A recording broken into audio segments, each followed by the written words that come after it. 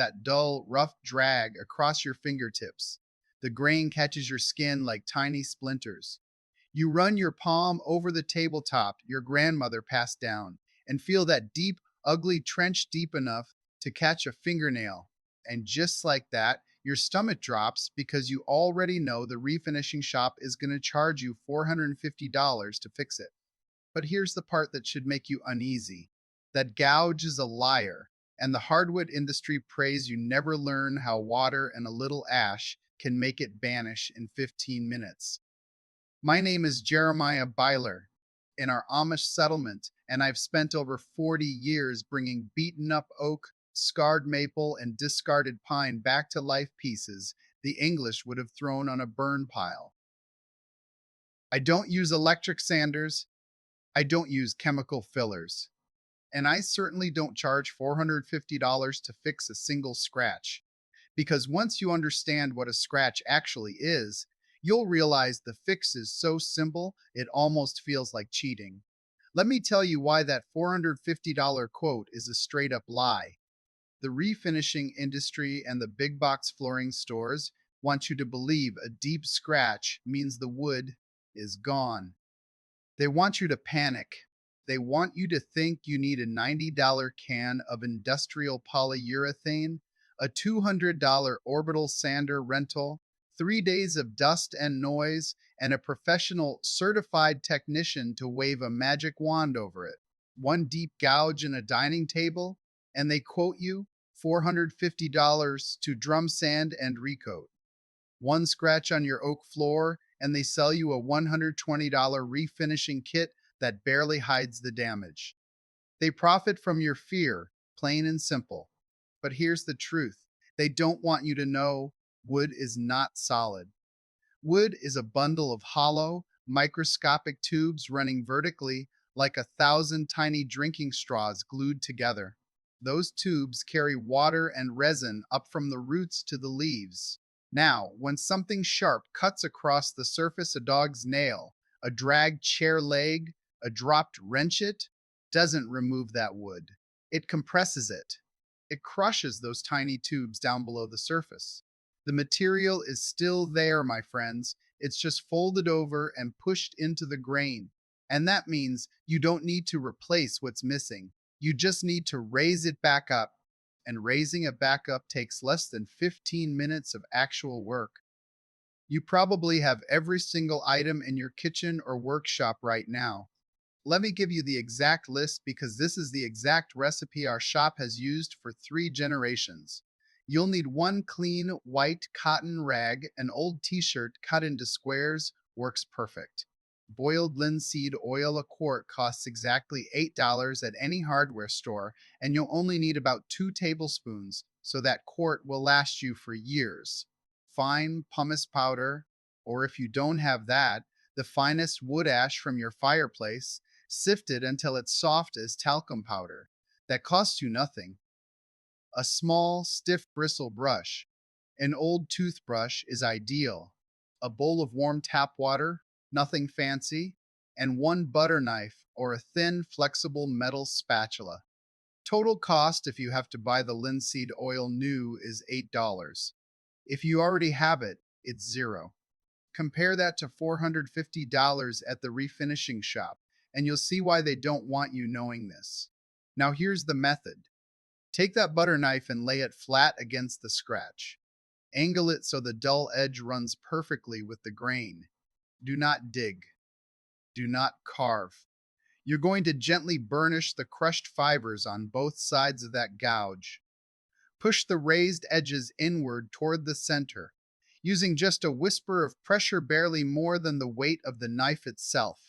This collapses the compressed rim and tells the wood fibers they can start relaxing back to their natural position. Then dip that toothbrush in the warm water, not soaking wet, just damp.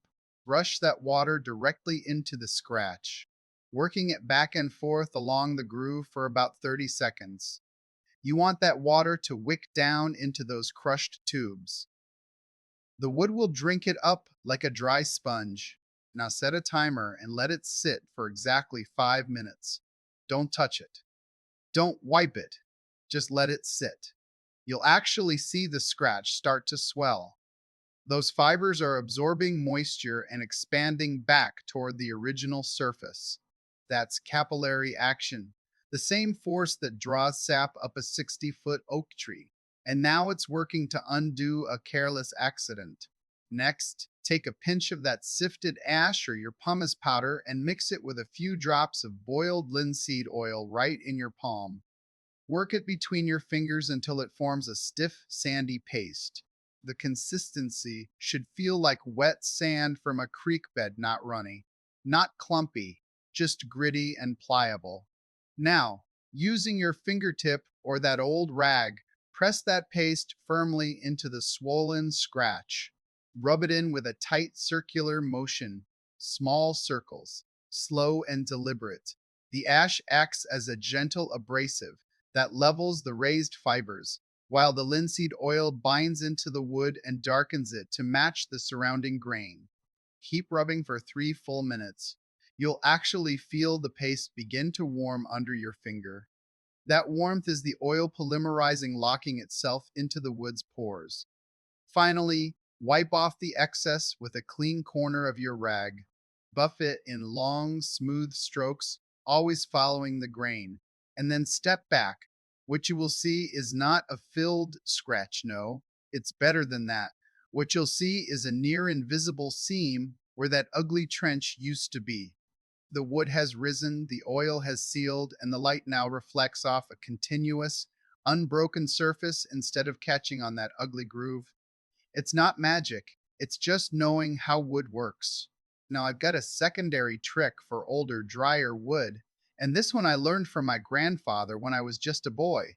Take a raw walnut meat, the kind you crack yourself, not the shelled bits from a bag, and rub it firmly across the scratch, lengthwise, until you see the natural walnut oil bleed into the groove. The tannins in that walnut react with the wood's lignin and stain the compressed fibers to match the original color perfectly.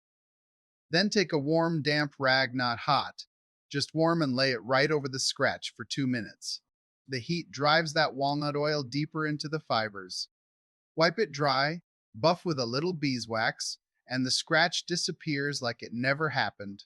That method costs exactly the price of one black walnut from your backyard pennies if you have a tree. Let's talk numbers for a second, because this is the part that should genuinely make you angry. That $450 refinishing quote on a 6-foot farmhouse table?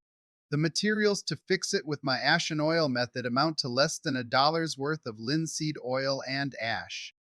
The active time is 15 minutes. Do the math.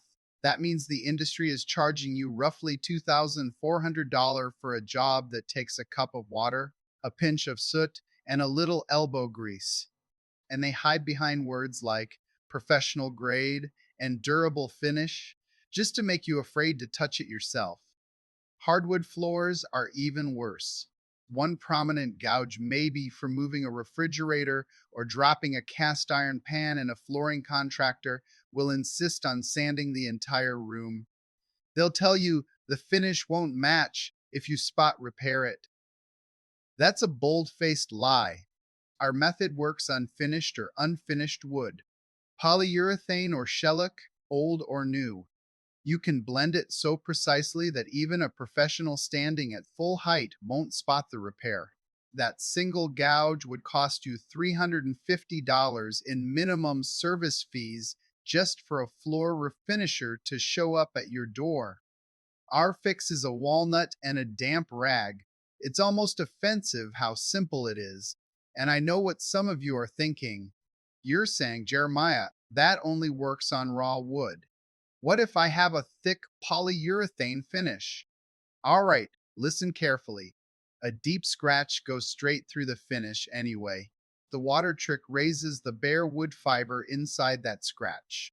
The ash and oil paste fills it and blends it. After you buff it out, take a tiny drop of mineral oil on your fingertip and rub it over the whole area. It will marry the old finish to the new repair so smoothly that the light won't break across the surface.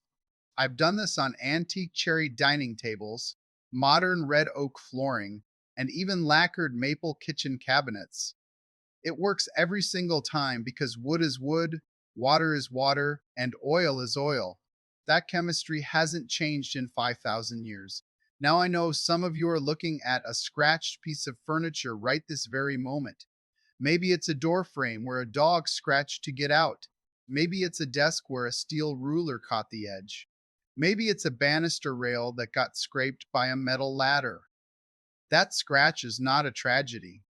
It's not a reason to spend your Saturday sanding dust into your lungs. It's an invitation to learn something the modern world has forgotten, that you can heal what you own instead of paying someone else to replace it. I want you to do this on Saturday morning before you even have breakfast. Walk through your house and find the three worst deep scratches on any wooden surface: tabletop, floorboard, windowsill, cabinet door. Just locate them. Don't buy anything yet. Don't panic. Get a jar of sifted fireplace ash from your fire pit or wood stove. If you don't burn wood, order a small bag of pumice powder online for $5. If you choose the walnut method instead, crack 3 raw walnuts and set the meats aside on a plate. On Saturday morning, clear that surface off completely. Dampen a clean rag with warm water. Spend 2 full minutes burnishing the scratch with a butter knife, exactly as I described, gently, with the grain, no digging. Dip your old toothbrush in warm water and brush it into the scratch for 30 seconds. Then set a timer for 5 minutes and walk away. Let the water do its work. Do not cheat on the time. Mix your ash paste with a few drops of boiled linseed oil, or grab your walnut meat. Work it into that swollen scratch for 3 full minutes. Rub with steady circular pressure. Then buff it dry with a clean cotton rag. Stand back and take a photograph. Compare it to the photograph you took before you started. You will not believe your eyes.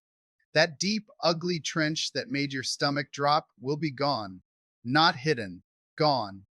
And then I want you to do one more thing. Take that before and after photo and post it in the comments below. Tell the world that a simple Amish fix saved you a $450 refinishing bill. Because when we show each other what's possible with our own two hands, we starve the industry that thrives on our helplessness.